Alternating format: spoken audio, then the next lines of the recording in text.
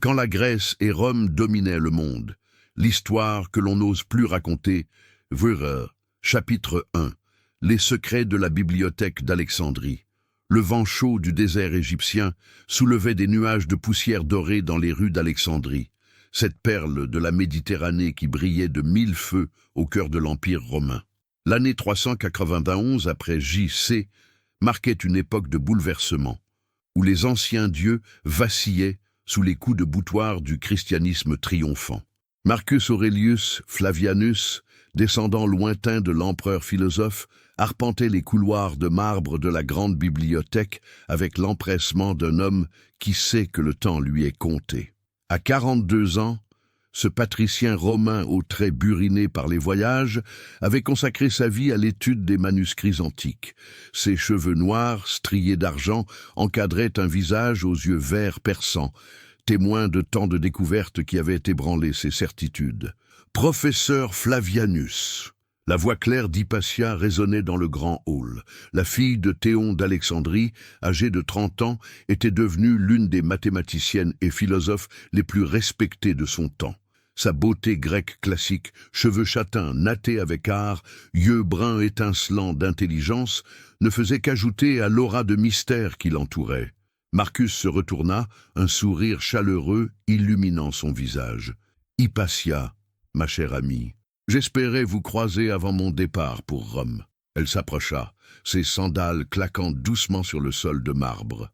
Autour d'eux, les colonnes doriques s'élançaient vers un plafond orné de fresques représentant les muses. L'odeur du papyrus et de l'encre se mêlait aux effluves d'encens qui brûlaient dans les niches dédiées aux dieux protecteurs de la connaissance. « Vous partez vraiment ?» demanda-t-elle, une pointe de tristesse dans la voix. Après ce que nous avons découvert dans les archives secrètes, Marcus baissa instinctivement la voix. C'est précisément à cause de cette découverte que je dois partir. Ce que nous avons trouvé dans les sous-sols, ces textes perdus d'Aristote sur la nature de l'univers, ces traités de médecine qui remettent en question tout ce que l'on croyait savoir. Il s'interrompit en voyant approcher Cyrille, le patriarche d'Alexandrie. L'homme d'église, vêtu de ses atours épiscopaux, avançait d'un pas martial, flanqué de 2 prêtres au visage sévère. À 50 ans, Cyrille incarnait la nouvelle puissance chrétienne qui entendait bien faire table rase du passé païen. « Professeur Flavianus », dit Cyrille d'une voix mielleuse qui n'arrivait pas à masquer la menace sous-jacente. « J'espère que vos recherches vous mènent sur les chemins de la foi véritable et non dans les errements de la sagesse antique. » « Ya fille, Marcus soutint son regard sans ciller. « Excellence, la vérité n'a pas d'âge, qu'elle vienne d'Aristote ou des évangiles, elle mérite d'être préservée et étudiée. Attention aux vérités que vous choisissez de défendre, » répliqua Cyrille. « Certaines d'entre elles pourraient se révéler dangereuses pour l'ordre établi. » Le patriarche s'éloigna, laissant derrière lui un silence pesant. Hypatia prit le bras de Marcus, l'entraînant vers une alcôve isolée où les bustes de Platon et d'Aristote semblaient monter la garde. « Il sait, » murmura-t-elle. « Cyrille sait ce que nous avons trouvé. » Marcus acquiesça gravement. « Les manuscrits que nous avons découverts remettent en question bien plus que la science de l'époque. Ils révèlent l'existence d'un savoir que Rome et la Grèce ont volontairement occulté pendant des siècles. Dans les profondeurs de la bibliothèque, sous les fondations millénaires, ils avaient en effet mis au jour une cache secrète. Des rouleaux de papyrus soigneusement préservés contenaient des textes attribués aux plus grands esprits de l'Antiquité, mais aussi des documents officiels qui jetaient une lumière crue sur les mécanismes du pouvoir. Hypatia sortit de sa tunique un petit parchemin soigneusement roulé. « Regardez encore ceci, Marcus. Ce traité de Pythagore sur l'harmonie des sphères ne se contente pas d'expliquer la musique et les mathématiques. Il révèle comment les dirigeants grecs utilisaient ces connaissances pour manipuler les foules lors des représentations théâtrales et des assemblées politiques. » Marcus déplia délicatement le document, ses yeux parcourant les lignes d'une écriture grecque ancienne, parfaitement préservée. « Et ce n'est rien comparé aux archives militaires que nous avons trouvées. Ces rapports de généraux romains décrivent avec une précision troublante comment ils exploitaient les croyances religieuses locales pour asservir les peuples conquis. Vous comprenez maintenant pourquoi je dois partir, continua-t-il en levant les yeux vers son ami. Ces documents ne doivent pas tomber entre les mains de Cyrille. Il les détruirait sans hésiter, ou pire, les utiliserait pour renforcer son propre pouvoir. Hypatia hocha la tête, ses traits reflétant une détermination farouche. Où comptez-vous les cacher? Rome n'est pas plus sûre qu'Alexandrie. L'empereur Théodose a ordonné la fermeture de tous les temples païens.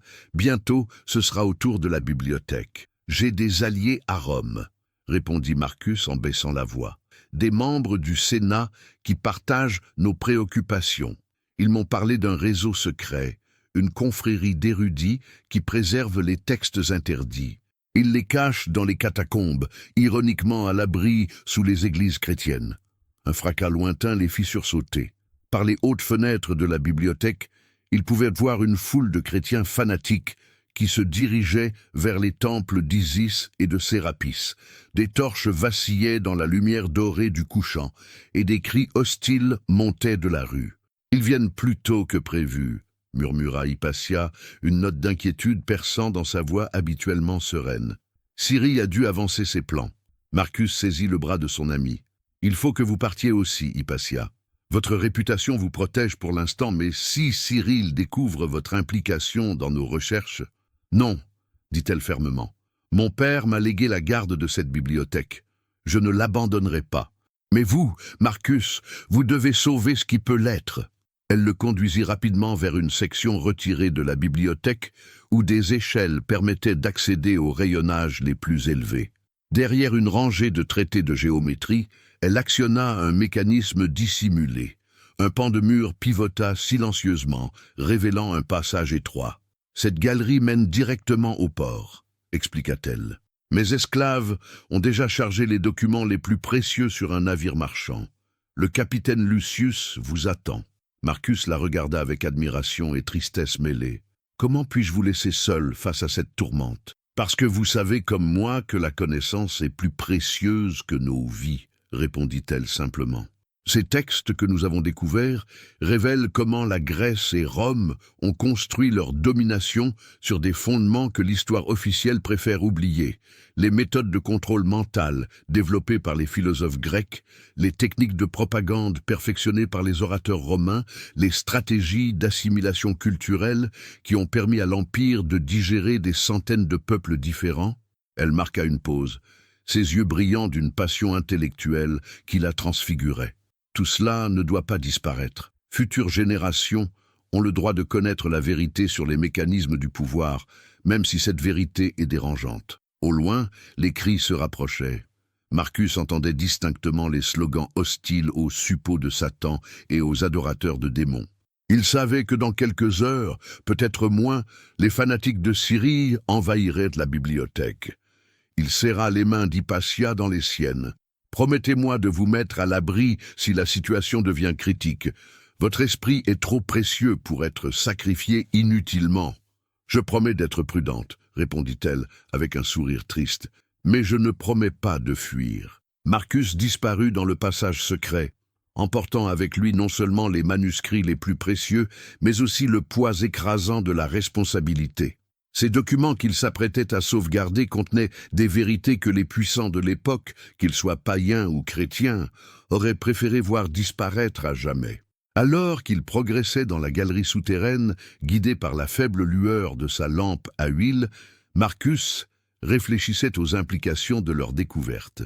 L'histoire officielle présentait l'expansion grecque et romaine comme le triomphe de la civilisation sur la barbarie. Mais les documents secrets révélaient une réalité bien plus complexe et troublante. Les Grecs n'avaient pas seulement exporté leur philosophie et leurs arts. Ils avaient développé des techniques sophistiquées de manipulation psychologique, utilisant le théâtre, la rhétorique et même la géométrie sacrée pour formater l'esprit des populations. Les Romains, héritiers de ces méthodes, les avaient perfectionnées jusqu'à créer un véritable système de contrôle social d'une efficacité redoutable. Le passage déboucha enfin sur une petite crique isolée où l'attendait effectivement un navire marchand. Le capitaine Lucius, un homme trapu aux cheveux grisonnants, l'accueillit avec un soulagement visible. « Professeur Flavianus, nous commencions à nous inquiéter. Les nouvelles qui arrivent de la ville ne sont pas rassurantes. » Marcus embarqua rapidement, jetant un dernier regard vers Alexandrie. Les flammes commençaient à danser au-dessus des toits et une épaisse fumée noire montait vers les étoiles naissantes. Quelque part dans cette fournaise, Hypatia luttait pour sauver ce qui pouvait l'être de l'héritage millénaire de l'humanité. « Cap sur Rome », ordonna-t-il au capitaine, « et que les dieux, anciens et nouveaux, nous protègent, car nous transportons des secrets qui pourraient ébranler les fondements mêmes de l'Empire. » Chapitre 2. Les mystères du Forum Romanum. 3 semaines plus tard, Marcus Aurelius Flavianus foula de nouveau les dalles usées du Forum Romanum. L'urbe semblait plongée dans une étrange atmosphère de transition. Les statues des dieux antiques cohabitaient encore avec les symboles chrétiens fraîchement gravés, comme si la ville éternelle hésitait entre son passé glorieux et son avenir incertain. Le voyage depuis Alexandrie avait été éprouvant, non pas tant à cause des tempêtes méditerranéennes que des pensées qui tournoyaient sans relâche dans l'esprit du savant. Les manuscrits dissimulés dans sa cargaison contenaient des révélations qui pourraient redéfinir la compréhension que l'humanité avait de son propre passé.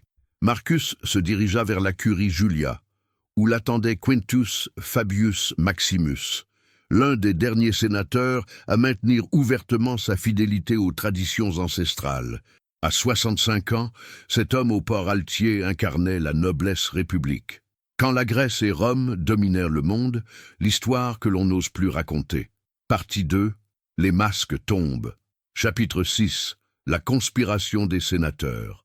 L'aube romaine se levait lentement sur les 7 collines, baignant le forum de cette lumière dorée que seule la ville éternelle savait offrir. Marcus Aurelius Valerius rajusta sa toge en marchant vers la curie, le cœur lourd des révélations de la nuit précédente. Les documents découverts dans les archives grecques d'Alexandrie pesaient dans le pli secret de son vêtement comme des charbons ardents. Le jeune sénateur avait passé une nuit blanche à déchiffrer les textes que Démétrios lui avait confiés. Ce qu'il y avait lu défiait tout ce qu'on lui avait enseigné sur l'histoire de Rome. Des traités secrets avec les royaumes barbares, des massacres délibérément orchestrés pour justifier des conquêtes, des alliances cachées qui révélaient une politique bien plus cynique que celle vantée par les orateurs du Forum. « Tu as l'air soucieux, mon jeune ami », murmura une voix familière derrière lui. Lucius Cornelius Sulla, vétéran du Sénat et mentor de Marcus, s'approcha de lui d'un pas mesuré.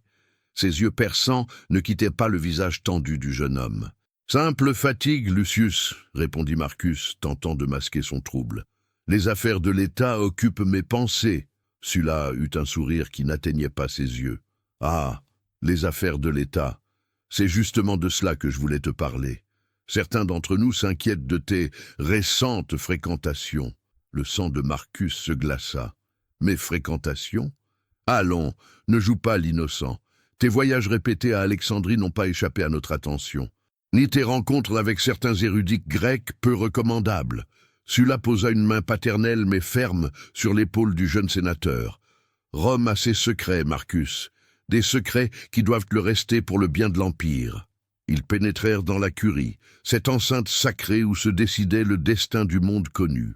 L'assemblée était déjà nombreuse, et Marcus reconnut plusieurs visages familiers parmi les rangées de toges blanches. Mais pour la première fois, il les regardait avec des yeux différents. Combien d'entre eux connaissaient la vérité? Combien participaient activement à cette conspiration du silence? Le consul Gaius Claudius Marcellus prit la parole, sa voix résonnant sous les voûtes de marbre. « Honorables sénateurs, nous nous réunissons aujourd'hui pour discuter d'une menace grandissante qui pèse sur notre République bien-aimée. Des voix s'élèvent, particulièrement en Grèce, remettant en question la légitimité de nos conquêtes et la gloire de nos ancêtres. » Marcus sentit son cœur s'emballer. Parlait-on déjà de Démétrios et de ses recherches? Ces historiens revisionnistes continua le consul avec mépris, ose prétendre que Rome aurait usé de tromperie et de manipulation pour étendre son empire. Ils répandent des mensonges dangereux qui pourraient ébranler la foi de nos citoyens en notre grandeur. Des murmures d'approbation parcoururent l'assemblée. Sulla se leva alors, imposant le silence par sa seule présence. « Mes frères, déclara-t-il d'une voix grave, il est temps de rappeler une vérité fondamentale. L'histoire n'est pas faite pour révéler la vérité, mais pour servir l'État. Les Grecs l'ont compris bien avant nous. Leurs propres chroniqueurs ont embelli leurs récits, transformé leurs défaites en victoires morales, leurs tyrans en héros. » Il marqua une pause, son regard balayant l'assistance, avant de s'arrêter sur Marcus. La vérité nue peut être destructrice.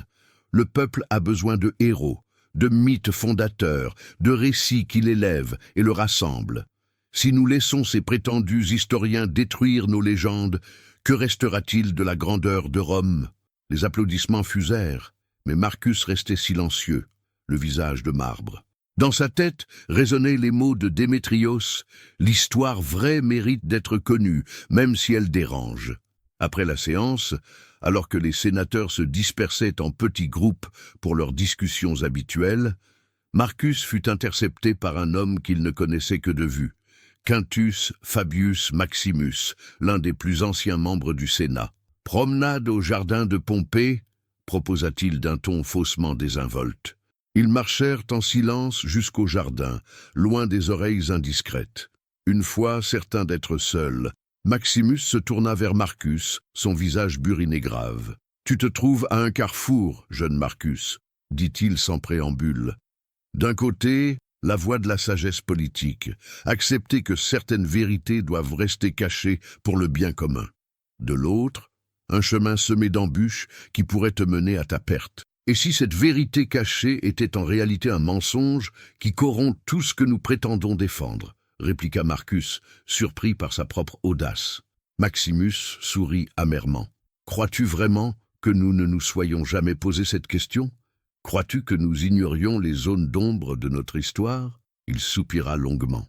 Mais dis-moi, Marcus, que se passerait-il si demain, sur le forum, nous annoncions au peuple que Romulus n'a jamais existé? Que certaines de nos plus grandes victoires ont été obtenues par la ruse et la trahison, que nos héros avaient des pieds d'argile. Le jeune sénateur resta silencieux, troublé par ces questions qu'il s'était lui-même posées durant sa nuit d'insomnie. Le peuple se soulèverait, continua Maximus. L'empire s'effondrerait. Des millions d'hommes mourraient dans le chaos qui suivrait. Est-ce cela que tu veux, Marcus, échanger nos nobles mensonges contre une vérité destructrice? Mais à quel prix maintenons-nous ces mensonges? Murmura Marcus, en étouffant ceux qui cherchent la vérité, en brûlant des bibliothèques entières. Le regard de Maximus se durcit. Si nécessaire, oui. Rome est plus importante que quelques manuscrits poussiéreux ou que la conscience de quelques idéalistes. Cette nuit-là, Marcus rentra chez lui l'âme en peine. Sa villa patricienne, habituellement refuge de paix et de beauté, lui semblait soudain oppressante. Les fresques qui ornaient ses murs, représentant les hauts faits de ses ancêtres, lui paraissaient maintenant se moquer de lui. Il s'installa dans son scriptorium et entreprit de rédiger une longue lettre à Démétrios. Ces mots coulaient sur le parchemin comme un torrent longtemps contenu. « Mon cher ami, écrivait-il, je mesure aujourd'hui l'ampleur du gouffre qui nous sépare de la vérité. Ce que nous avons découvert n'est que la pointe d'un iceberg colossal. La conspiration du silence ne se limite pas à quelques documents cachés.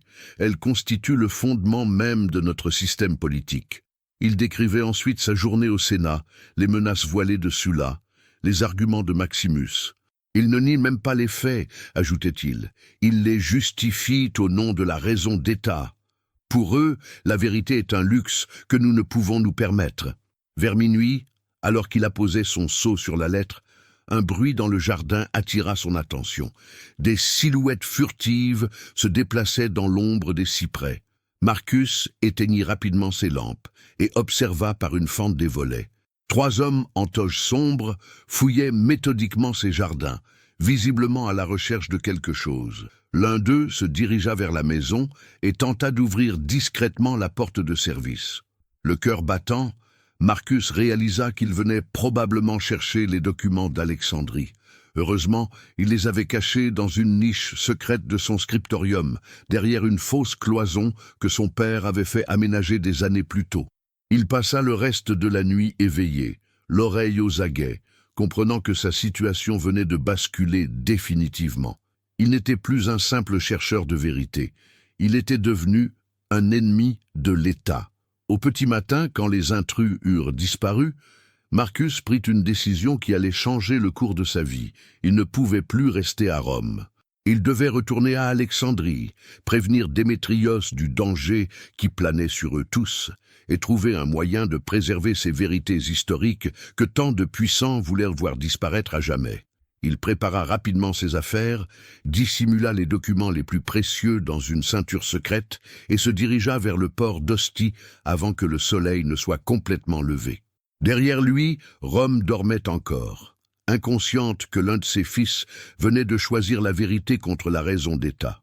En montant à bord du navire qui devait l'emmener vers l'Égypte, Marcus jeta un dernier regard vers la ville éternelle. Il savait qu'il risquait de ne jamais la revoir, mais sa conscience était enfin en paix. Certaines vérités valaient tous les sacrifices. Chapitre 7, l'oracle de Delphes et ses secrets. Les vapeurs sacrées montaient des entrailles de la terre, enveloppant la Pythie d'un voile mystérieux qui troublait les sens. Assise sur son trépied d'or au cœur du temple d'Apollon, Théano respirait profondément les émanations qui jaillissaient de la faille rocheuse, sentant ses perceptions se transformer sous l'effet des gaz souterrains. Mais contrairement à ce que croyaient les milliers de pèlerins venus de tout le monde grec, Théano gardait un parfait contrôle de ses facultés. Les vapeurs contenaient certes des substances psychoactives naturelles, de l'éthylène principalement, qu'elle avait appris à identifier grâce aux enseignements secrets transmis de Pythie en Pythie, mais leur effet était largement théâtral. La véritable source des prophéties de Delphes résidait ailleurs, dans un réseau d'informations sophistiquées qui s'étendait sur tout le bassin méditerranéen, alimenté par des marchands, des diplomates, des prêtres et des espions qui rapportaient au temple les nouvelles les plus secrètes des cours royales et des cités. « Grande Pythie » murmura Nicomède, le grand prêtre, en s'approchant discrètement du trépied sacré. Le roi Crésus de Lydie sollicite une audience. Il apporte des offrandes considérables. Théano hocha imperceptiblement la tête, ses yeux voilés par les vapeurs, mais son esprit parfaitement lucide. Crésus, elle avait étudié son dossier la veille. Riche à l'extrême, mais inquiet des menées expansionnistes des Perses à sa frontière orientale. Il venait certainement consulter l'oracle sur l'opportunité de déclarer la guerre à Cyrus. Le roi de Lydie entra dans le temple avec une majesté calculée, suivi d'une procession de serviteurs chargés d'or et de présents somptueux. Il s'agenouilla devant le trépied, le visage empreint d'une dévotion sincère. « Oracle d'Apollon !» dit-il d'une voix tremblante d'émotion, « guide-moi dans les ténèbres qui assombrissent l'avenir de mon royaume. Dois-je attaquer les Perses avant qu'ils ne menacent mes terres ?» Théano ferma les yeux, se balança légèrement sur son trépied et attendit que le silence dure. Quand la Grèce et Rome dominaient le monde, l'histoire que l'on n'ose plus raconter. Partie 3. Les vérités interdites. Chapitre 11. Les voix du silence. La pluie fine de novembre tambourinait contre les vitres de la bibliothèque municipale de Lyon, créant une mélodie hypnotique qui accompagnait le silence religieux des salles d'études. Dr Élise Moreau ajusta ses lunettes de lecture et tourna délicatement la page du manuscrit qu'elle étudiait depuis des heures. Ses cheveux châtains, négligemment attachés en chignon, encadraient un visage marqué par une concentration intense. « Incroyable !» murmura-t-elle pour elle-même, ses yeux parcourant les lignes d'un texte latin qu'elle venait de déchiffrer. Comment est-ce possible ? Le document qu'elle tenait entre ses mains n'était pas supposé exister. Selon tous les manuels d'histoire, cette œuvre de Tacite avait été perdue lors de l'incendie de Constantinople en 532. Pourtant, là, devant elle, s'étalaient les témoignages détaillés de l'historien romain sur les véritables causes de la chute de la République. Élise avait découvert ce manuscrit 3 semaines plus tôt, caché dans les archives privées d'un collectionneur lyonnais récemment décédé. La famille, ignorant la valeur du document, l'avait légué à la bibliothèque avec d'autres ouvrages anciens. Ce qui avait d'abord semblé être une simple copie médiévale s'était révélé être un authentique palimpseste, un parchemin dont le texte original avait été effacé pour y écrire par-dessus. Grâce aux techniques modernes d'imagerie, elle avait réussi à faire réapparaître les écritures primitives. Et ce qu'elle y avait trouvé bouleversait tout ce qu'elle croyait savoir sur l'histoire antique. Les sénateurs que nous vénérons comme des héros de la République, traduisait-elle à voix basse, n'étaient en réalité que des marchands d'esclaves enrichis. Leurs discours enflammés sur la liberté masquaient leur obsession pour le profit. Brutus lui-même possédait plus de 5000 esclaves dans ses propriétés de Crète. Le téléphone de la bibliothèque sonna soudainement, la faisant sursauter. Elle entendit la bibliothécaire répondre d'une voix étouffée, puis des pas se dirigèrent vers sa table de travail. « Madame Moreau ?» chuchota Madame Dubois, la responsable des archives. « Il y a un monsieur qui souhaite vous voir. Il dit que c'est urgent. » Élise leva les yeux, surprise. Elle n'attendait personne et avait expressément demandé à ne pas être dérangée. « Un monsieur? Qui est-ce » Il n'a pas voulu dire son nom. Il prétend seulement que vous travaillez sur quelque chose qui l'intéresse beaucoup. Un frisson parcourut l'échine d'Élise. Depuis qu'elle avait commencé à étudier ce manuscrit, elle avait eu plusieurs fois la sensation d'être observée.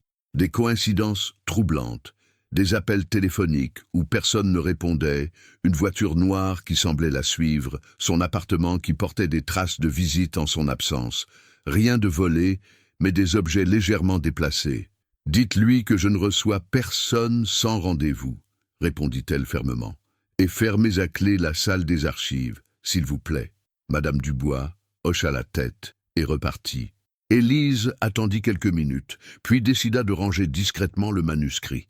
Son instinct lui disait qu'elle ne devait faire confiance à personne, du moins pas encore. Elle photographia rapidement les pages les plus importantes avec son téléphone, puis glissa le document dans sa sacoche. Il était temps de rentrer chez elle et de réfléchir calmement à ses découvertes. En sortant de la bibliothèque, elle remarqua immédiatement l'homme qui l'attendait près de l'entrée. La cinquantaine élégante, costume sombre impeccable, il avait tout d'un universitaire respectable. Pourtant, quelque chose dans son regard la mit mal à l'aise. « Docteur Moreau ?» dit-il en s'approchant. « Professeur James Whitfield, Université d'Oxford. J'aurais aimé vous parler quelques minutes. Je ne donne pas d'entretien sans rendez-vous, professeur. Vous pouvez contacter mon secrétariat à l'université. » « Ah, il ne s'agit pas d'un entretien classique, » insista-t-il, avec un sourire qui ne parvint pas à masquer une certaine urgence. « Je crois que vous avez découvert quelque chose d'extraordinaire, quelque chose qui pourrait changer notre compréhension de l'histoire antique. » Élise s'arrêta net. Comment cet homme pouvait-il être au courant de ses recherches? Elle n'en avait parlé à personne, pas même à ses collègues les plus proches. « Je ne vois pas de quoi vous parlez, » mentit-elle. « Mes recherches actuelles concernent la poésie augustéenne. Rien de révolutionnaire. Allons, docteur. Le manuscrit de Tacite que vous étudiez depuis 3 semaines vaut bien quelques minutes de conversation, non ?» Le sang d'Élise se glaça. Il était impossible que cet inconnu connaisse l'existence du manuscrit, à moins qu'il ne fasse partie de ceux qui la surveillaient. « Qui êtes-vous vraiment ?» demanda-t-elle, reculant instinctivement vers l'entrée de la bibliothèque. « Quelqu'un qui s'intéresse à la vérité, comme vous, mais aussi quelqu'un qui sait à quel point cette vérité peut être dangereuse. » Il sortit de sa poche un petit carnet de cuir usé qu'il tendit vers elle. « Regardez. » Malgré elle, Élise jeta un coup d'œil au carnet ouvert. Elle reconnut immédiatement l'écriture. C'était la même que sur son manuscrit, la calligraphie caractéristique de Tacite. « Où avez-vous trouvé ça ?» souffla-t-elle. « Dans les archives du Vatican, il y a 20 ans. J'étais comme vous à l'époque, un universitaire passionné, convaincu que la vérité historique devait être révélée au grand jour. » Il referma le carnet d'un geste sec. « Puis j'ai compris que certaines vérités feraient s'effondrer des institutions entières, que des millions de personnes ont construit leur vision du monde sur des mensonges soigneusement entretenus. » « De quoi parlez-vous exactement ?» Vous le savez déjà, docteur. Votre manuscrit révèle que les héros de la République romaine n'étaient que des oligarques corrompus, que la démocratie athénienne était un système d'exploitation brutale, que les philosophes que nous admirons possédaient des esclaves et justifiaient l'esclavage. Il marqua une pause, observant l'effet de ces paroles sur le visage d'Élise. Imaginez la réaction du public quand il découvrira que nos idéaux démocratiques reposent sur des fondations de mensonges. Imaginez les conséquences politiques, sociales, éducatives. Des gouvernements entiers pourraient s'effondrer. Alors quoi? Répliqua Élise avec force. On devrait mentir éternellement, construire notre société sur des illusions? On devrait réfléchir aux conséquences de nos actes. J'ai essayé de publier mes découvertes, docteur. Savez-vous ce qui s'est passé? Élise secoua la tête, bien qu'elle commençât à deviner la réponse. Ma carrière universitaire s'est terminée du jour au lendemain. Mes financements ont été coupés, mes articles refusés par toutes les revues. On m'a fait comprendre que certaines recherches ne devaient jamais voir le jour. Et vous avez accepté? L'indignation perçait dans la voix d'Élise. J'ai survécu, répondit-il simplement. Et j'ai appris à choisir mes batailles, tout comme vous allez devoir le faire. Un long silence s'installa entre eux, troublé seulement par le bruit de la circulation et les gouttes de pluie qui s'intensifiaient. « Que voulez-vous de moi ?» finit par demander Élise. « Que vous réfléchissiez, que vous compreniez les enjeux avant qu'il ne soit trop tard. Il y a des forces très puissantes qui veillent à préserver l'ordre établi. Des institutions, des gouvernements, des organisations qui ont tout intérêt à maintenir le statu quo. » Il lui tendit une carte de visite. Si vous décidez de continuer vos recherches, appelez-moi. Je peux vous aider à naviguer dans ces eaux dangereuses. Si vous décidez de tout arrêter, appelez-moi aussi. Je peux vous aider à faire disparaître discrètement votre découverte. Et si je décide de publier quand même? Le sourire de Whitfield se fit plus froid. Alors vous découvrirez par vous-même ce qui arrive aux historiens trop curieux. Il s'éloigna sans un mot de plus, laissant Élise plantée sous la pluie, la carte de visite à la main. Ses mains tremblaient légèrement, et ce n'était pas seulement à cause du froid. De retour dans son appartement du Vieux Lyon, Élise verrouilla soigneusement sa porte et tira les rideaux. Elle posa sa sacoche sur la table de sa cuisine et en sortit précautionneusement le manuscrit. Même maintenant, même après cette rencontre troublante, elle ne pouvait s'empêcher d'être fascinée par ce qu'elle avait découvert. Les révélations de Tacite étaient effectivement explosives. L'historien romain décrivait avec une précision clinique la corruption systémique de la République, les massacres cachés, les manipulations politiques. Il révélait comment l'histoire officielle avait été réécrite pour glorifier des personnages qui, dans la réalité, n'étaient que des tyrans cupides. Plus troublant encore, le manuscrit contenait des références à d'autres documents, d'autres témoignages qui devaient exister quelque part. Une véritable conspiration du silence qui durait depuis des siècles. Élise alluma son ordinateur portable et commença à taper frénétiquement. Si elle devait affronter des forces obscures, autant le faire avec toutes les armes possibles. Elle allait documenter chaque détail, photographier chaque page, créer des copies de sauvegarde. Car une chose était certaine, quelles que soient les menaces qui pesaient sur elle, elle ne pouvait pas faire comme si cette découverte n'existait pas. L'histoire méritait d'être rétablie dans sa vérité, même si cette vérité était dérangeante. Dehors, la pluie redoublait d'intensité, martelant les fenêtres comme pour lui rappeler que la tempête ne faisait que commencer. Hugues, chapitre 12. La mémoire interdite. 3 jours après sa rencontre troublante avec le mystérieux professeur Whitfield, Élise Moreau n'arrivait toujours pas à chasser de son esprit les implications de ses paroles. Assise dans le TER qui l'emmenait vers Marseille, elle regardait défiler le paysage provençal, baigné de soleil automnal, mais son esprit était ailleurs, perdu dans les méandres de l'histoire antique. Elle avait pris cette décision impulsive la veille au soir. Partir pour la bibliothèque de l'Alcazar à Marseille, où étaient conservés d'autres documents anciens qui pourraient corroborer ses découvertes. Si Whitfield disait vrai, si d'autres chercheurs avaient fait des découvertes similaires, elle devait absolument trouver des preuves supplémentaires avant de prendre une décision définitive. Le train s'arrêta en gare de Marseille-Saint-Charles, dans un grincement métallique. Élise descendit sur le quai, sa sacoche serrée contre elle. Elle avait laissé le manuscrit original dans un coffre-fort de sa banque lyonnaise, mais elle emportait toutes ses photos et ses notes de traduction.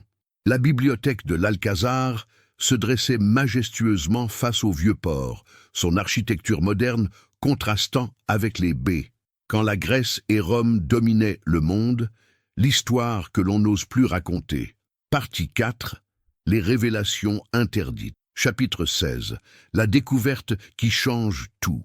La crypte souterraine de la bibliothèque du Vatican s'étendait dans une obscurité presque absolue, ponctuée seulement par les faisceaux tremblotants des lampes de poches de Marie et Thomas. L'air était chargé d'une humidité séculaire, mêlée à cette odeur particulière du parchemin ancien et de la poussière accumulée au fil des siècles. Chaque pas résonnait comme un écho fantomatique dans ce labyrinthe de savoir interdit. « Thomas, tu es sûr de ton contact ?»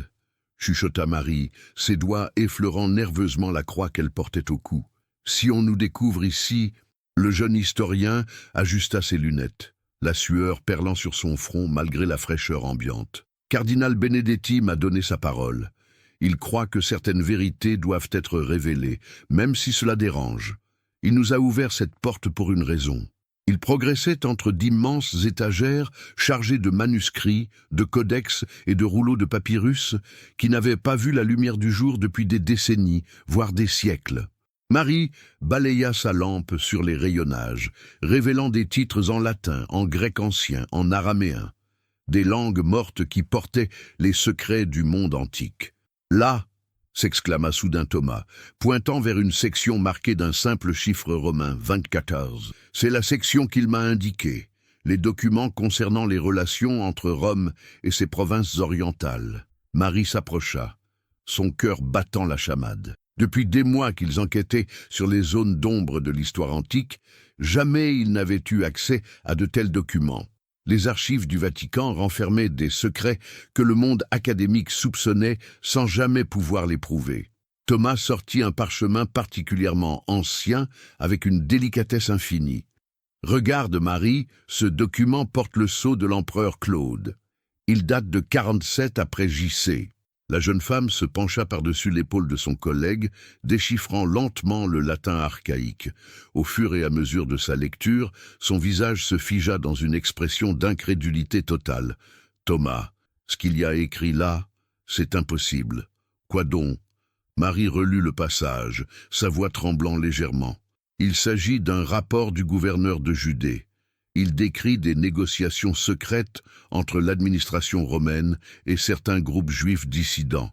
Mais ce qui est troublant, c'est la mention d'un accord pour éliminer physiquement certains leaders spirituels jugés trop influents. » Thomas écarquilla les yeux. « Tu veux dire que… » « Oui, Rome aurait orchestré l'élimination de figures religieuses pour maintenir l'ordre dans ses provinces. Ce n'était pas seulement de la répression politique ordinaire. C'était une stratégie délibérée pour contrôler les croyances populaires. Ils restèrent silencieux un long moment, absorbant la portée de cette révélation. Marie continua sa lecture, découvrant d'autres passages tout aussi troublants. Le document révélait l'existence d'un réseau d'informateurs au sein même des communautés religieuses, des agents romains infiltrés qui remontaient des informations sur les prêches et les rassemblements. « Attends, il y a autre chose » murmura Thomas, sortant un second parchemin. Celui-ci est encore plus ancien. Il porte la signature de Ponce Pilate lui-même. Marie prit le document avec des mains tremblantes. La calligraphie était différente, plus rugueuse, témoignant de l'époque troublée où il avait été rédigé. Le texte, en grec cette fois, décrivait avec une précision clinique les méthodes employées pour gérer les agitateurs religieux. Mon Dieu, Thomas! Pilate décrit ici comment il a reçu des instructions explicites de Tibère pour organiser des exécutions publiques de manière à terroriser les populations locales. Ce n'était pas des jugements équitables, c'était de la terreur d'État. Thomas s'assit sur une caisse de bois, le poids de ces révélations l'accablant soudain. « Marie, tu te rends compte de ce que nous venons de découvrir? Si ces documents sont authentiques, et tout porte à le croire, cela signifie que toute l'histoire officielle de la période doit être réécrite. Plus que cela, Thomas, Cela signifie que Rome a délibérément effacé des pans entiers de l'histoire pour construire sa propre légende.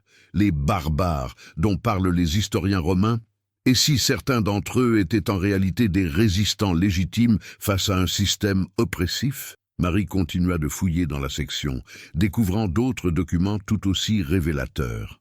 Un rapport militaire détaillait comment les légions romaines avaient détruit systématiquement les bibliothèques et les centres de savoir dans les territoires conquis, préservant seulement les textes jugés utiles à l'Empire. Regarde ça, Thomas.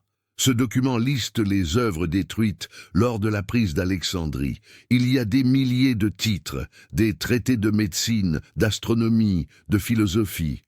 Tout un savoir que nous avons perdu à jamais. Et ce n'était pas accidentel, réalisa Thomas, parcourant un autre parchemin. C'était une politique délibérée.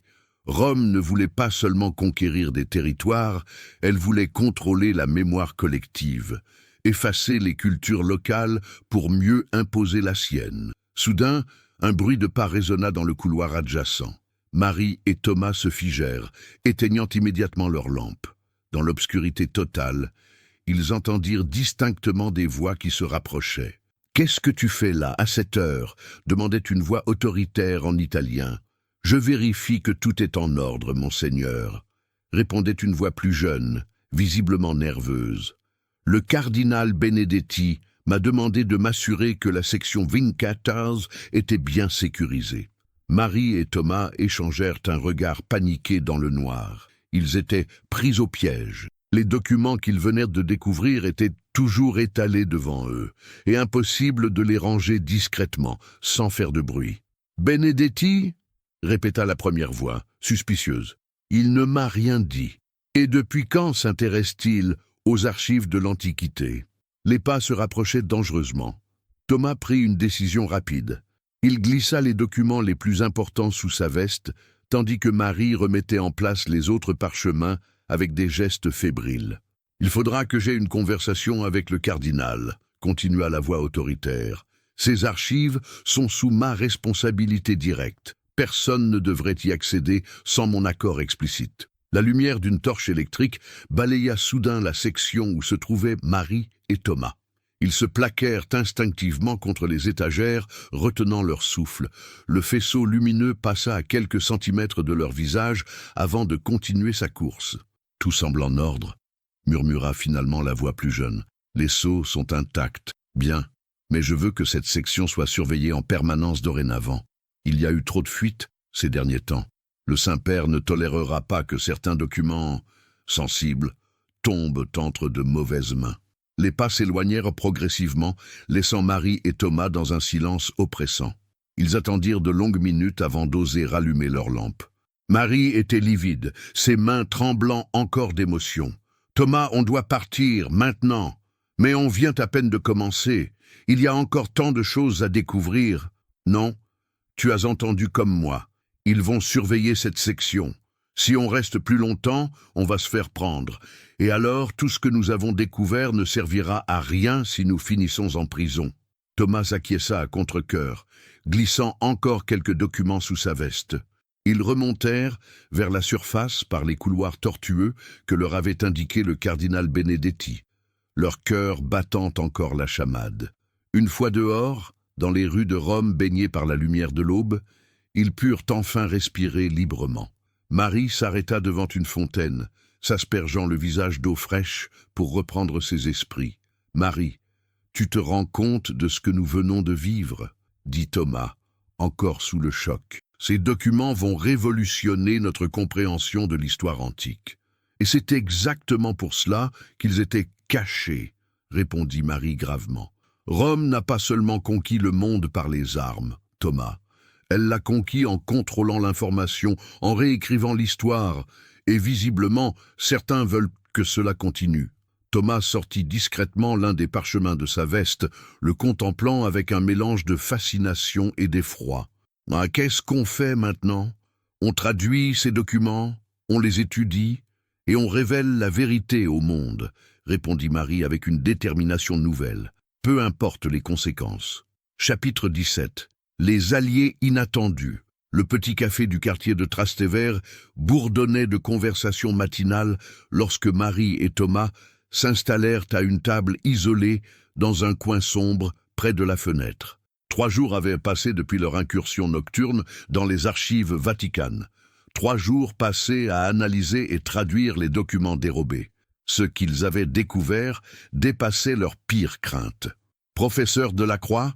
Une voix féminine les interrompit dans leur murmure. Une jeune femme d'une trentaine d'années, aux cheveux noirs tirés en chignon strict, se tenait près de leur table. Ses yeux verts brillaient d'une intelligence aiguë, et elle portait un tailleur qui trahissait son appartenance au monde académique. Marie leva la tête, méfiante. « Qui êtes-vous » ? Docteur Sofia Reyes, de l'Université Complutense de Madrid, spécialiste en épigraphie antique. Elle s'assit sans invitation, baissant la voix. « J'ai des amis communs avec le cardinal Benedetti. Il m'a dit que vous cherchiez des réponses sur certaines irrégularités historiques. » Thomas et Marie échangèrent un regard circonspect. Pouvaient-ils faire confiance à cet inconnu? Mais la jeune femme sortit discrètement de son sac un document photocopié qui leur fit écarquiller les yeux. « Vous reconnaissez cette écriture ?» demanda Sophia en glissant la feuille vers eux. Marie examina le document et faillit s'étrangler avec son café. « C'est l'écriture de Tacite. Mais ce texte, je ne l'ai jamais vu dans ses œuvres connues. » Exactement. C'est un fragment de ses histoires qui n'a jamais été publié. Il y décrit comment l'empereur Domitien a ordonné la destruction systématique de certains témoignages gênants sur les règnes précédents. Sophia se pencha vers eux, ses yeux brillants d'excitation. « Écoutez-moi bien. Ce que vous avez découvert dans les archives vaticanes n'est que la pointe de l'iceberg. Il existe un réseau international de chercheurs qui, depuis des décennies, collectent des preuves de cette manipulation historique. »« Un réseau ?» répéta Thomas, incrédule. « Nous sommes une quinzaine, répartis dans différentes universités européennes. Archéologues, historiens, épigraphistes, paléographes. Tous unis par la même conviction. Quand la Grèce et Rome dominaient le monde. L'histoire que l'on n'ose plus raconter.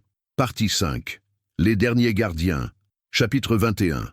La conspiration révélée.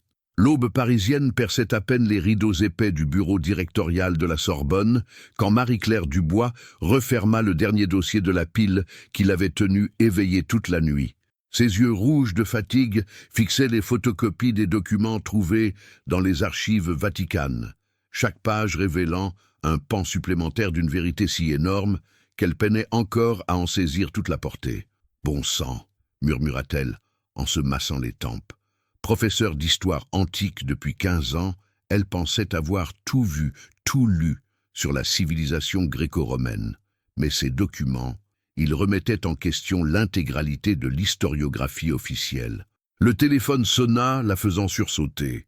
Elle reconnut immédiatement la voix de Thomas Bergeron, son ancien étudiant devenu journaliste d'investigation. « Marie-Claire ? J'espère que je ne vous réveille pas. »« Non, Thomas, je n'ai pas fermé l'œil de la nuit. Il faut qu'on se voie, c'est urgent. »« Justement, c'est pour ça que j'appelle. J'ai du nouveau sur cette histoire, des choses troublantes. » Ils convinrent de se retrouver 1 heure plus tard au café de la Procope, dans le 6e arrondissement. Marie-Claire rassembla soigneusement les documents dans sa serviette en cuir usé, vérifia 2 fois la fermeture, puis quitta son bureau en évitant le regard de ses collègues du département. Le trajet en métro lui parut interminable. À chaque station, elle scrutait les visages, cherchant inconsciemment des signes de surveillance. Depuis la découverte de ces archives, elle ne pouvait s'empêcher de penser que quelqu'un, quelque part, ne souhaitait pas voir ces informations rendues publiques. Thomas l'attendait déjà, installé dans l'alcôve la plus discrète du café historique. Son visage habituellement souriant arborait une gravité inhabituelle. À 28 ans, il avait déjà fait tomber 2 ministres avec ses enquêtes, mais là, quelque chose dans son attitude trahissait une inquiétude profonde.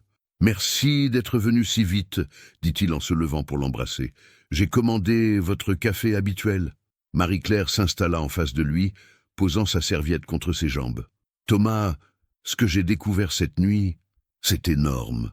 Mais d'abord, racontez-moi ce que vous avez trouvé de votre côté. » Le journaliste jeta un coup d'œil autour d'eux avant de se pencher vers elle.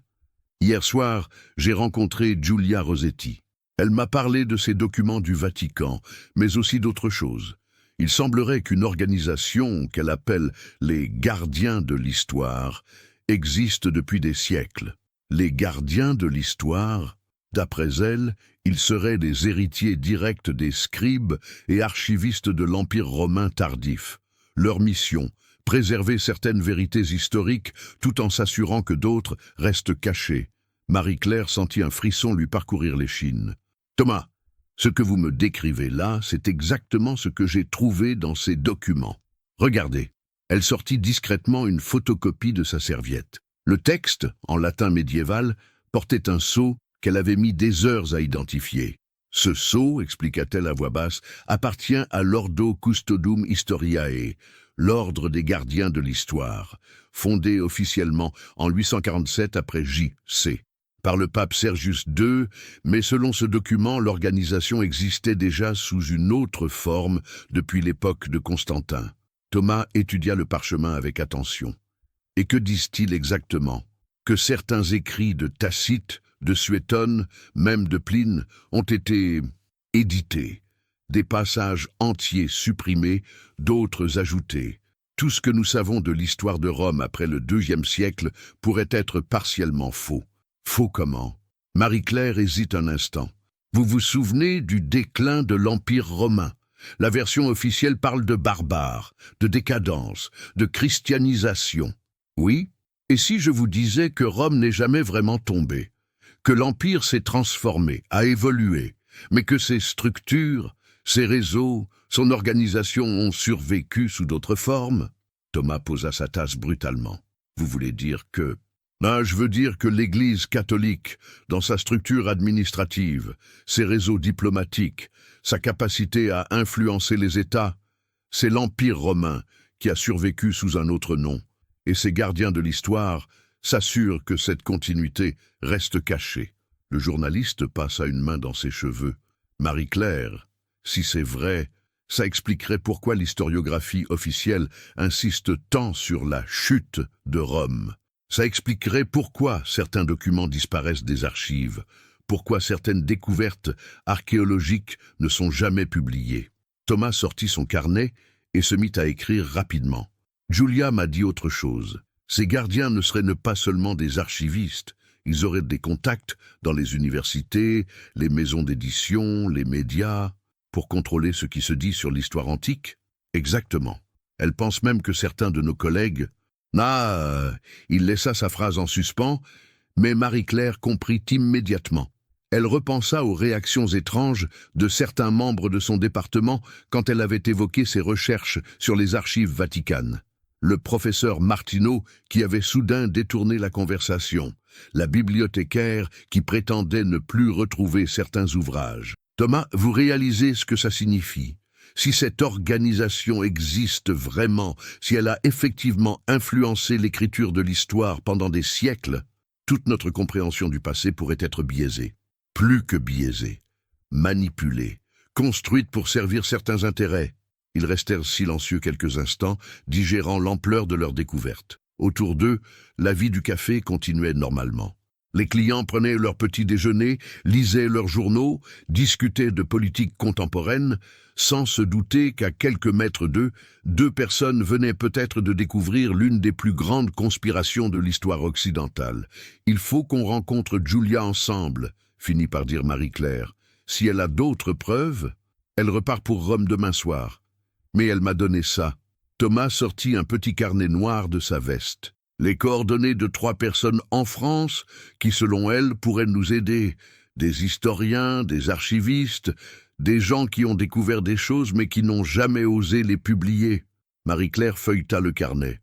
Les noms ne lui disaient rien, mais les adresses couvraient toute la France. Marseille, Strasbourg, Rennes. « Et si c'était un piège ?»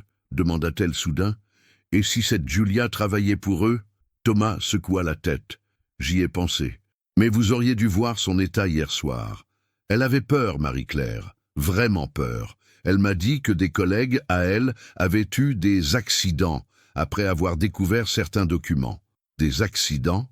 un professeur d'archéologie de l'Université de Florence, retrouvé mort dans sa baignoire en 2019. Officiellement, une crise cardiaque. Un archiviste des musées du Vatican, décédé dans un accident de voiture sur l'autoroute Rome-Naples l'année dernière. Marie-Claire sentit sa bouche devenir sèche. « Vous croyez vraiment que... Je ne sais pas quoi croire, mais Julia m'a fait promettre une chose. S'il lui arrivait quelque chose, il faudrait continuer les recherches. Elle m'a dit que c'était trop important pour que ça s'arrête. » Le téléphone de Thomas vibra. Il regarda l'écran et pâlit. « Qu'est-ce qu'il y a ?» Un message de Julia. Il lut à voix basse. « Thomas, je rentre plus tôt que prévu. Quelqu'un a fouillé ma chambre d'hôtel. Méfie-toi, ils savent. » Marie-Claire et Thomas se regardèrent en silence. La réalité de leur situation venait de leur tomber dessus comme une masse. Ils n'étaient plus seulement des chercheurs curieux. Ils étaient devenus des cibles. « Qu'est-ce qu'on fait ?» murmura Marie-Claire. Thomas referma son carnet d'un geste sec. « On continue, mais on fait attention. Très attention. » Ils quittèrent le café séparément, Marie-Claire partant la première avec sa serviette serrée contre elle. Dans le métro qui la ramenait vers la Sorbonne, elle repensa aux mots de Thomas. Ils savent. Mais qui étaient ils exactement? Et surtout, que savaient-ils déjà? Une chose était certaine, leur enquête venait de prendre une tournure dangereuse. Et ils n'avaient fait qu'effleurer la surface de cette vérité que certains étaient manifestement prêts à tout pour protéger. Eubagger, chapitre 22. Les traces du passé. 2 jours après leur rencontre au café de la Procope, Marie-Claire Dubois se trouvait dans le train Marseille-Paris, un dossier épais posé sur ses genoux. Sa visite chez le premier contact donné par Giulia Rossetti avait dépassé toutes ses espérances, mais l'avait aussi profondément troublée. Dr Antoine Mercier, 62 ans, ancien directeur de recherche au CNRS, l'avait reçu dans son appartement marseillais avec une méfiance palpable. Il avait fallu près d'1 heure pour qu'il accepte de lui montrer ce qu'il appelait ses archives personnelles, une pièce entière de son domicile, transformée en centre de documentation parallèle. « Professeur Dubois ?» avait-il dit en ouvrant la porte blindée de cette pièce, « ce que vous allez voir ici ne devrait pas exister. » Officiellement, tous ces documents ont été perdus, détruits ou volés. Les murs étaient couverts d'étagères métalliques, remplis de dossiers soigneusement étiquetés.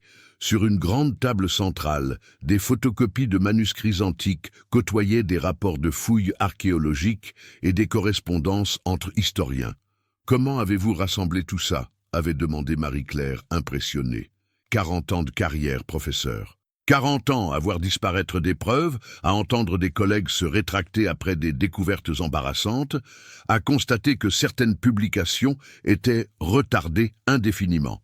Alors j'ai commencé à faire des copies, beaucoup de copies. Il l'avait guidé vers une section particulière de ses archives. Regardez ça.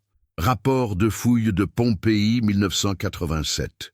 Une villa mise au jour avec une bibliothèque pratiquement intacte. 37 rouleaux de papyrus parfaitement conservés. Contenu, correspondance entre sénateurs romains et premiers évêques chrétiens. Marie-Claire avait parcouru le rapport. Et où sont ces papyrus maintenant? Transférés aux archives vaticanes pour études spécialisées. Date de retour prévue, à déterminer. C'était il y a 36 ans. Pendant 3 heures, Antoine Mercier lui avait montré dossier après dossier, des inscriptions latines découvertes en Gaule, qui contredisaient la chronologie officielle de la christianisation. Ah, quand la Grèce et Rome dominaient le monde, l'histoire que l'on n'ose plus raconter. Partie 6, l'héritage révélé. Chapitre 26, la révolution silencieuse. Le café de la place Saint-Sulpice bruissait d'une activité matinale habituelle, mais pour Marie-Claire Dubois, chaque bruit semblait amplifié. Ses mains tremblaient légèrement autour de sa tasse de café noir, tandis qu'elle fixait l'écran de son ordinateur portable. Les révélations de la nuit précédente avaient bouleversé non seulement sa compréhension de l'histoire antique, mais sa vision du monde moderne. « Professeur ?» La voix de Thomas Martineau la tira de ses pensées. Son assistant approchait de sa table, les traits tirés par l'insomnie, mais les yeux brillants d'excitation. « J'ai passé la nuit à vérifier les références. C'est extraordinaire. » Marie-Claire lui fit signe de s'asseoir. Autour d'eux, les Parisiens vaquaient à leurs occupations matinales, inconscients que l'histoire de leur civilisation était en train d'être réécrite dans ce petit café du 6e arrondissement. Thomas, avant d'aller plus loin, il faut que vous compreniez les implications de ce que nous avons découvert. Elle baissa la voix, jetant un regard circonspect aux tables voisines. Si nous publions ces documents, nous ne ferons pas que réviser quelques chapitres d'histoire. Nous remettrons en question les fondements mêmes de notre société. Le jeune homme se pencha vers elle, captivé. Professeur, ces textes prouvent que les femmes dans l'Antiquité avaient des rôles politiques et intellectuels bien plus importants qu'on ne l'a jamais admis. Les stratégies militaires attribuées aux grands généraux romains étaient souvent conçues par leurs épouses. Les découvertes scientifiques grecques, bon nombre venaient de collaborations avec des savantes dont les noms ont été effacés. Marie-Claire hocha la tête gravement. Et ce n'est que la partie émergée de l'iceberg, Thomas. Les documents que nous avons traduits révèlent un système de gouvernance hybride entre Athènes et Rome, une coopération économique et culturelle qui a duré des siècles. L'histoire officielle présente ces deux civilisations comme rivales, mais la réalité était bien plus nuancée. Elle ouvrit un dossier sur son ordinateur, révélant des scans de papyrus anciens. Regardez ceci. Ces correspondances entre sénateurs romains et archontes athéniens datent du IIe siècle avant notre ère. Elles décrivent des échanges commerciaux, des mariages diplomatiques, des projets architecturaux communs. Rome et la Grèce n'étaient pas simplement conquérants et conquises. Elles formaient une alliance complexe. Thomas écarquilla les yeux. Mais pourquoi cette version de l'histoire a-t-elle été effacée ? Parce qu'elle ne servait pas les intérêts de ceux qui ont écrit l'histoire officielle. La voix d'une femme interrompit leur conversation. Marie-Claire leva les yeux pour voir le docteur Elena Rossi approcher de leur table, son expression grave mais déterminée. « Docteur Rossi, comment nous avez-vous trouvé ?» L'archéologue italienne s'installa à leur table sans y être invitée. « J'ai mes sources, professeur Dubois. Et après ce qui s'est passé à Rome, j'ai préféré vous retrouver plutôt que d'attendre. » Marie-Claire sentit son sang se glacer. Que s'est-il passé à Rome? Les archives vaticanes ont été réorganisées durant la nuit. Les documents que nous avons consultés hier ont été transférés dans une section classée au niveau le plus élevé. Officiellement, ils n'existent plus. Elena sortit une clé USB de sa poche. Heureusement, j'ai pris mes précautions. Thomas regardait alternativement les deux femmes. « Vous voulez dire que quelqu'un essaie d'empêcher ces révélations ?»« Pas quelqu'un, Thomas. Une organisation. » Elena brancha sa clé USB sur l'ordinateur de Marie-Claire. « Ce que nous avons découvert menace des intérêts très puissants. L'image de la civilisation occidentale repose sur certains mythes fondateurs. Si l'on révèle que l'Antiquité était plus égalitaire, plus collaborative, plus humaine que ce qu'on nous a enseigné, cela pourrait inspirer des changements dans notre société contemporaine. » Marie-Claire observa les fichiers qui s'affichaient à l'écran. Des centaines de documents, de traductions, de analyses. « Elena, qu'est-ce que vous proposez exactement ?» Une révolution silencieuse. Les yeux de l'archéologue brillaient d'une détermination farouche. « Nous ne pouvons pas publier ces découvertes par les canaux officiels. Ils nous stopperont avant. Mais nous pouvons les diffuser autrement. Internet, les réseaux sociaux, les conférences underground. Nous pouvons faire ce que nos prédécesseurs antiques faisaient, transmettre le savoir en secret jusqu'à ce qu'il devienne impossible de l'ignorer. » Thomas se redressa sur sa chaise. Une sorte de résistance académique? Exactement. Elena sourit pour la première fois depuis son arrivée. Marie-Claire, votre expertise sur les textes grecs, ma connaissance de l'archéologie romaine et l'énergie de Thomas, nous pouvons créer un mouvement. Marie-Claire resta silencieuse un long moment, pesant les implications de cette proposition. Par la fenêtre du café, elle observait les passants sur la place Saint-Sulpice. Des gens ordinaires, vivant leur vie quotidienne, inconscients que leur compréhension du monde pourrait bientôt être bouleversée. « Si nous faisons cela, dit-elle finalement, nos carrières sont finies, nous serons marginalisés, discrédités, peut-être même menacés. » Peut-être, admit Elena, mais si nous ne le faisons pas, ces connaissances mourront avec nous. et les générations futures continueront de croire que la domination, la guerre et l'inégalité sont les fondements naturels de la civilisation. Thomas prit la parole, sa voix tremblant d'émotion. « Professeur, depuis que j'étudie l'histoire, j'ai toujours eu l'impression qu'il manquait quelque chose, que les récits officiels étaient incomplets. Ces documents révèlent un monde antique plus riche, plus complexe, plus humain. N'avons-nous pas le devoir de partager cette vérité ?» Marie-Claire ferma les yeux, sentant le poids de la décision. Quand elle les rouvrit, son expression avait changé. La femme hésitante avait laissé place à la chercheuse déterminée qu'elle avait toujours été au fond d'elle-même. « D'accord, mais nous devons être intelligentes. Nous commencerons petits. Quelques articles dans des revues indépendantes, des conférences dans des universités ouvertes d'esprit. Nous construirons un réseau de chercheurs qui partagent notre vision. Et nous documenterons tout, méticuleusement. Si nos adversaires veulent nous attaquer, ils devront le faire sur le terrain scientifique, pas dans l'ombre. » Helena tendit la main par-dessus la table. « Marché conclu ?» Marie-Claire serra la main de l'archéologue, suivie par Thomas. Dans ce café parisien, sous le regard bienveillant de la fontaine Saint-Sulpice, une alliance venait de naître. Une alliance qui, comme celle de l'Antiquité qu'elles étudiaient, était fondée sur le respect mutuel, la coopération et la poursuite d'un objectif commun. « Où commençons-nous » demanda Thomas. Marie-Claire sourit, retrouvant l'excitation de la découverte qui l'avait poussée vers l'histoire des décennies auparavant. « Par le commencement, Thomas. Nous allons raconter l'histoire de Aspasia de Milet et de Livia Drusilla, ces femmes qui ont façonné le monde antique et dont les noms ont été effacés des livres d'histoire. Nous allons révéler au monde que derrière chaque grand homme de l'Antiquité se cachait souvent une grande femme, non pas dans l'ombre, mais à ses côtés en égal. » Le soleil de mai réchauffait maintenant la terrasse du café. Pour la première fois depuis des semaines, Marie-Claire se sentait en paix avec elle-même. Elle avait fait le bon choix. L'histoire, la vraie histoire, méritait d'être racontée. Béjevieux, chapitre 27, les premières fissures. 3 mois après la rencontre au café Saint-Sulpice, le bureau de Marie-Claire à la Sorbonne ressemblait à un quartier général de campagne.